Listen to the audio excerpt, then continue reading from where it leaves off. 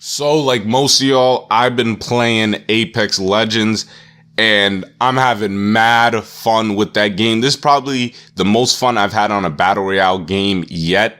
Probably because I've been playing on PC. I made that switch finally, I know.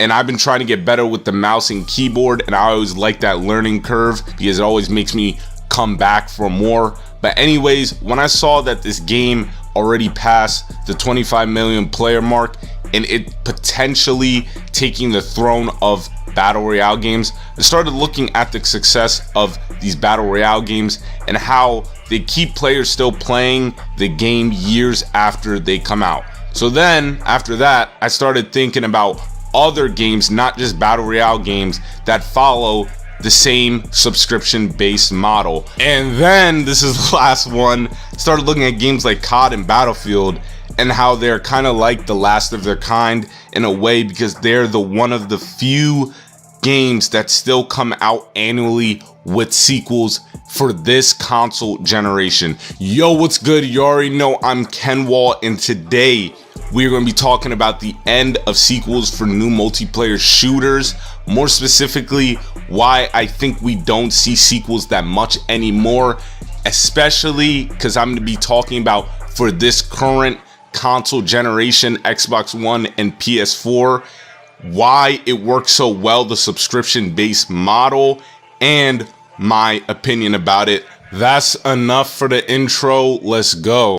Before we begin, just want to clear things up. You probably know what a subscription-based model is, but in case you're too stupid to know, I'm just kidding, nah. But in case you don't know, it is when a game usually is free, not all the time, and they provide updates to the game that incentivizes the player to stay along. They keep adding updates every 3 months or so, something like that. So why does this model seem to be working better than making sequels this console generation? All right, hold up, not too fast. Before we answer that question, let's go back in time to where sequels were popping for multiplayer shooters. We had games like Halo, COD, Battlefield, Medal of Honor, and I think Ghost Recon at the time still coming out with sequels for those multiplayer shooters. During this time, we just started getting DLCs. We did not know what the hell really what they were going to be like in the future and how much of an impact they were going to be, and that plays a big part into why we're not really seeing that many sequels being made for these newer multiplayer IPs right now. All right, now time to jump back to the present. I got a question real quick. Think of a new multiplayer IP that has come out for this generation with a first one and a second one, and it's not from Activision or DICE. Exactly, I'm pretty sure y'all didn't get that many, name that many, because there's been very few. What I think it comes down to is sequels for the current generation of consoles is they do not do a good job of evolving and growing from the first game. In music, I always say that my favorite rapper is Kendrick Lamar, and this is exactly what he does from album to album, and that is why he's my favorite. He evolves and grows from the first album. Each project he comes out with is growing. It shows his growth of a rapper and as an artist, and that is the exact opposite of what these sequels have been doing. For the most part, these sequels are just there to fix the mistakes that the first game never should have had in the first place. For example, Battlefront 1 and 2. Battlefront 1 should have launched with a campaign and a lot more content the first time around. Like, why did y'all think you can get a pass like that? Why did you think you could just slip away? But exactly just the name, Star Wars.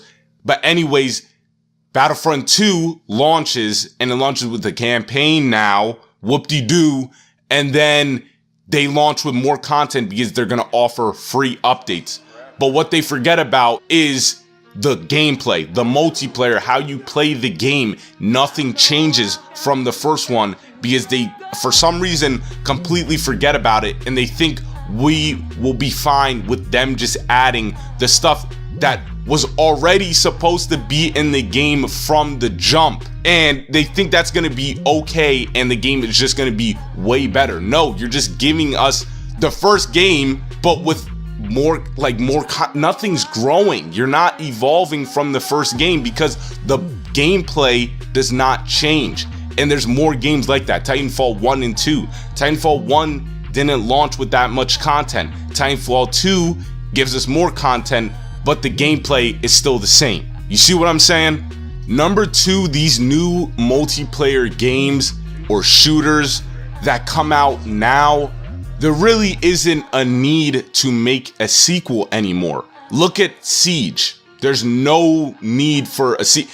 I mean, you could make a Siege 2, but a Rainbow Six Siege, just to clear that up. Rainbow Six Siege 2, but there really isn't a point. It's just about the operators, so just add new operators and keep updating the game. Same as Rocket League. There really doesn't need to be a Rocket League 2, but at the same time, you could make a Rocket League 2. Most of these games that come out now, there's no need to make a sequel. Like, you could make a Battle Royale, a Fortnite 2, technically, but there's no need to. And that's one of the reasons why we don't see sequels that much anymore for this generation for multiplayer games. There's just really no need to create it based off of the premise of the game. And lastly, it is all about the money now. That microtransactions, they just work better with this model, and that is why this model is just so much better than, I guess, the sequel model coming out annually, because you don't have to create new assets, which saves you a lot of money and time. You don't have to worry about the marketing run for the game. You do a little bit of marketing. There's not much work for the companies to do in terms of creating the game and promoting it when it comes to the subscription-based model. Second, a game being free, it is crazy easy to get people to play and spend money on the game when it's free.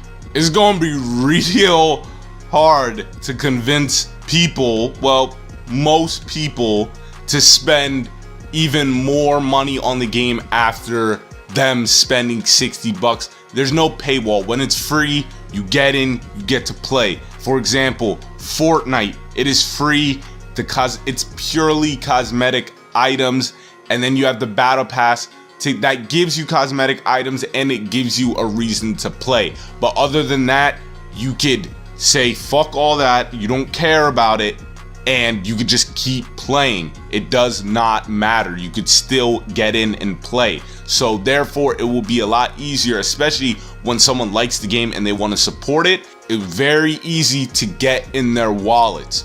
So you guys already know I love having discussions with other people, seeing what they think, and that's what I hope this video accomplishes. I always like getting conversations and hearing what other people think, because it makes me better. I get more point of views from more people. It's not just me and from the people I hang out with. So I'll lay down my views about it, and I'll catch you guys in the comment section seeing what y'all think. But the way I think of this whole subscription-based model, if it's better than waiting for the sequel, whatever, I think it's kind of like a double-edged sword. In a way, it's like the subscription-based model is free because most of the time, not all the time, the game is free. The game is free, you get in, and you get a lot from the game. But in order to experience the full really experience is those skins and those cosmetic items and that battle pass and the update. So it's like, I really have to keep paying over and over and over again. It's like they're just milking me. That's all it is. Like, they're literally just milking me. Pause. And it's kind of annoying how that's pretty much how they have to make their money. And it's just like, especially when it comes to overpriced stuff, it's like Apex is kind of ridiculous. Like, the prices for the market is so annoying. I don't know if it's just me, but it pisses me off when they give you like 2 sets of currency in a game, and then one of the currency is completely useless, and then the other is obviously the paid one. It's like, don't give me the useless one. Just have it where it's the only way you get money is pay. I would much rather have it so then my mindset is like, oh, okay, that is, don't give me like false hope where it's like, yo, I can eventually save. No, cut that shit out. Just give me one thing, because then it already puts me in that mindset. But like I said, the subscription-based model is just based off of milking the consumer and milking the game. And the reason why I don't like this subscription-based model is what a lot of people have been saying is Battle Royale is like a trend. And I partially believe that, but if it is a trend, trends don't last.